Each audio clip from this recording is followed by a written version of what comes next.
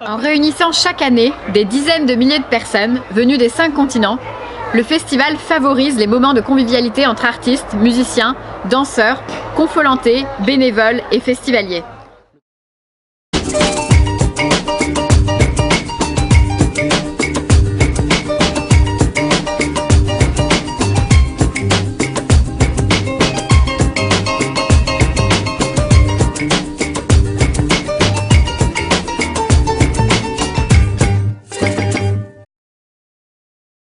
Le bon déroulement de ces instants de festivité nécessite une préparation colossale. À cette fin, 400 bénévoles sont organisés au sein d'une vingtaine de commissions thématiques. Mise en scène, groupe, buvette, animation, restauration, sécurité, hébergement. Alors il y a un projet global qui est décidé par le conseil d'administration, qui sont relayés dans toutes les commissions qui sont présentes lors de l'organisation. Et ensuite, nous sommes au bureau en appui, en renfort.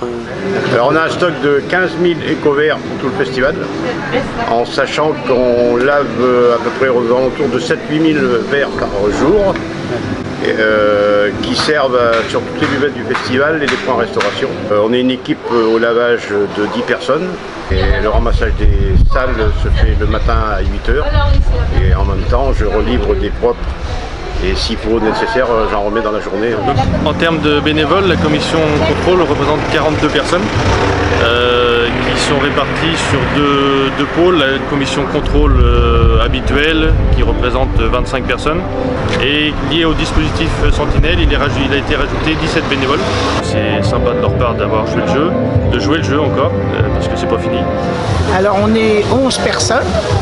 Clé du succès, ce serait qu'il y ait beaucoup de monde pour qu'on travaille un maximum. Nous, on vient pour travailler un maximum, donc voilà, pour que ça marche à fond tous les jours.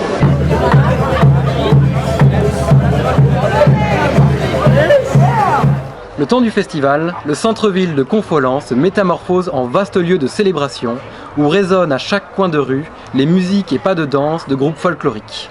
Les spectacles ont été amenés aux rivières, il a fallu occuper la place. Donc on s'est dit qu'on allait occuper les nuits du festival.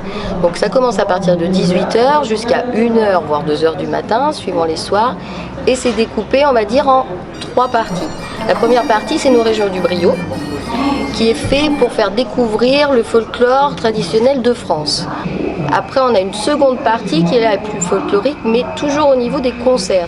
Et après, on a généralement 1 ou 2 groupes, ça dépend des soirées, de musique complètement différentes, du blues, du rock, de la salsa. Ceux qui ne sont pas spécialement adeptes de folklore, leur faire découvrir aussi d'une autre manière le folklore. Et c'est une ambiance sympa parce qu'on boit, on mange, c'est convivial. Voilà.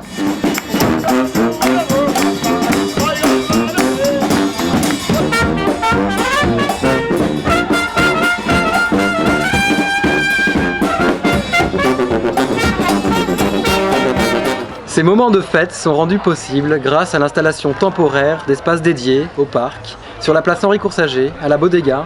Toute l'année, des équipes de bénévoles réfléchissent à l'aménagement de ces sites, à la programmation des soirées, à l'accueil des festivaliers.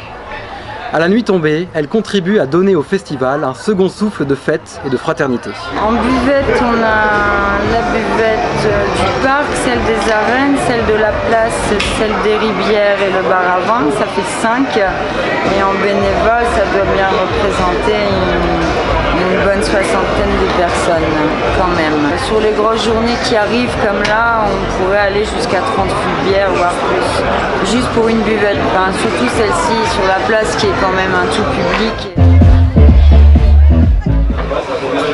Donc la Bodega, c'est un espace de fête et donc on sert des cocktails, il y a aussi de la restauration et c'est surtout la fête de 23 h jusqu'à 4 h du matin. Et pour la Bodega, on serait à la recherche éventuellement de nouveaux bénévoles pour nous aider à continuer à faire vivre le lieu.